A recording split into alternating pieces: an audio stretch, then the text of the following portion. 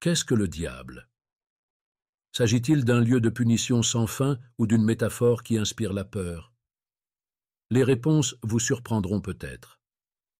La Bible donne une image qui est contestée depuis des siècles. Contrairement à la croyance populaire, la représentation biblique de l'enfer est une métaphore profonde d'une vie sans Dieu et ne se limite pas au feu et aux ténèbres. C'est un avertissement qui vise à éveiller la conscience de chacun d'entre nous quant aux choix que nous faisons et aux répercussions potentielles.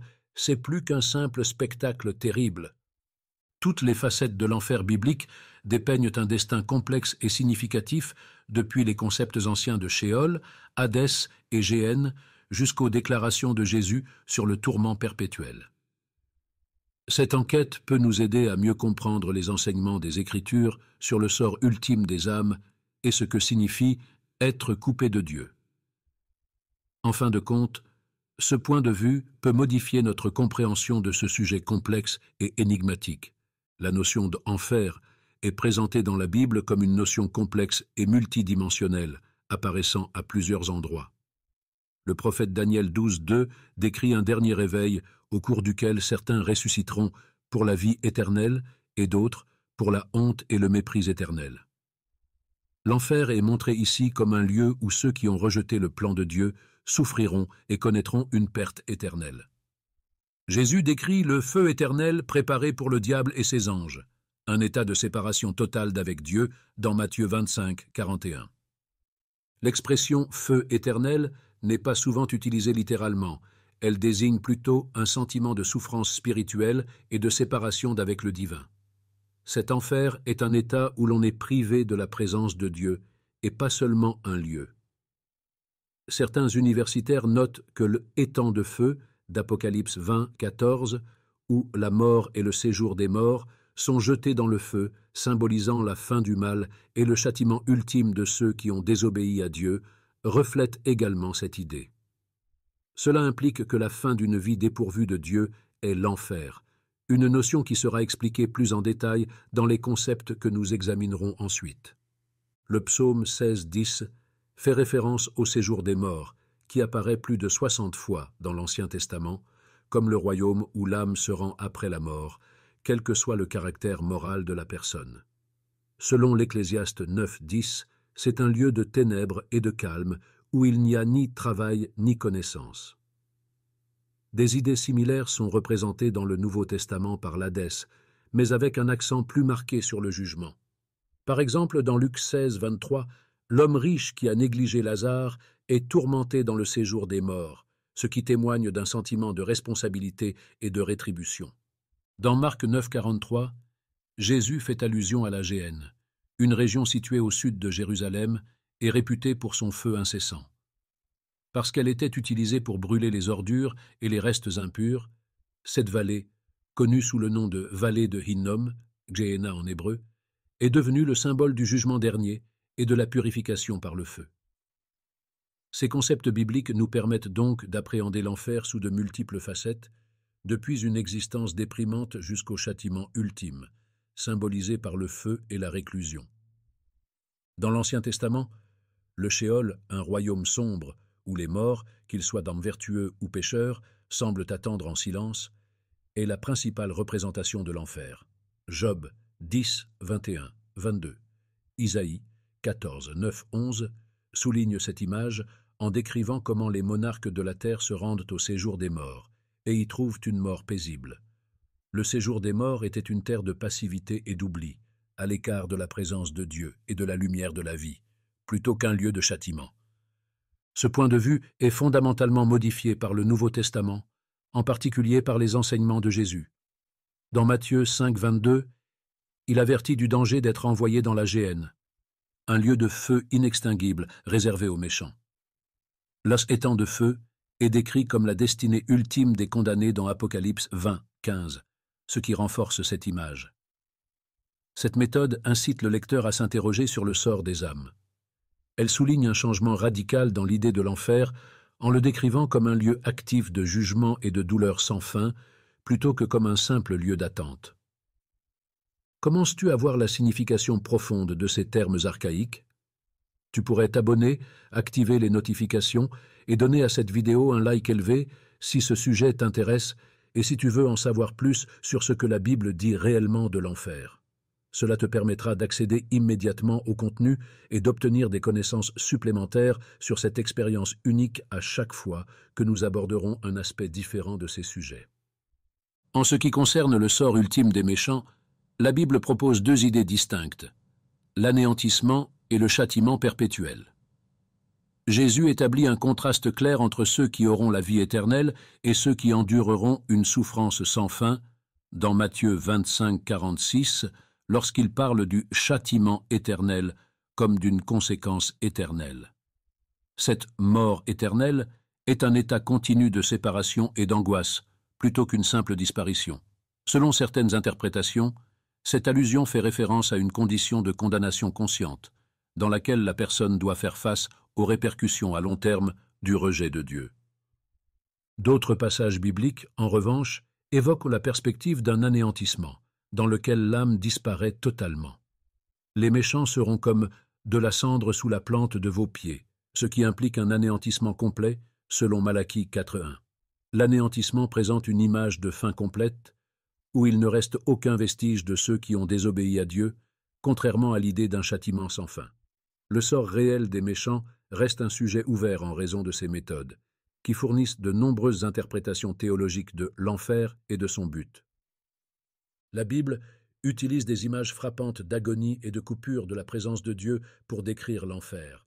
Selon Isaïe 66, 24, les méchants rencontreront un ver qui ne meurt pas et un feu qui ne s'éteint pas. Une image qui évoque une souffrance sans fin et un désespoir total. Ces descriptions de souffrances atroces visent à rendre compte d'un état de vide et d'obscurité absolue, lorsque l'individu a perdu tout lien avec la source de la vie. Ce type de douleur inclut une angoisse spirituelle intense en plus des épreuves corporelles. En outre, Paul précise que les pécheurs subiront le châtiment de la destruction éternelle, exclus de la présence du Seigneur, dans 2 Thessaloniciens 1.9. La déconnexion de Dieu, qui représente la perte totale de sens et de tranquillité, est ici définie comme la pire agonie de l'enfer. L'une des caractéristiques les plus frappantes de l'enfer dans le contexte biblique est la souffrance de l'âme qui souffre d'une solitude et d'un désespoir complet en l'absence de la présence divine. La question de savoir si l'enfer symbolise la souffrance spirituelle ou corporelle fait l'objet d'un débat complexe et de longue date. Selon certains théologiens, des versets tels que Luc 16, 24, dans lequel l'homme riche dans le séjour des morts demande de l'eau pour calmer sa langue, sont des signes d'une angoisse réelle, corporelle. Les allusions au feu éternel et aux ténèbres extérieures, qui reviennent plusieurs fois dans les évangiles, donnent du crédit à la suggestion de ce récit, selon laquelle la punition en enfer peut inclure une véritable souffrance physique. D'autres, cependant, considèrent que les souffrances de l'enfer sont essentiellement spirituelles, la séparation d'avec Dieu étant la véritable source de souffrance. La souffrance décrite dans 2 Thessaloniciens 1.9, être coupé de la présence sainte, représente une agonie qui a un impact profond sur l'identité et l'âme de la personne. Selon cette perspective, l'enfer est plus précisément décrit comme un lieu de vide existentiel et de misère où une personne ressent le poids d'avoir perdu son but divin. Le véritable sens de la question « qu'est-ce que l'enfer ?» est toujours sujette à débat en raison de cette dichotomie entre la souffrance spirituelle et la souffrance corporelle. Les nombreuses interprétations religieuses présentent des points de vue intrigants sur l'objectif de l'enfer.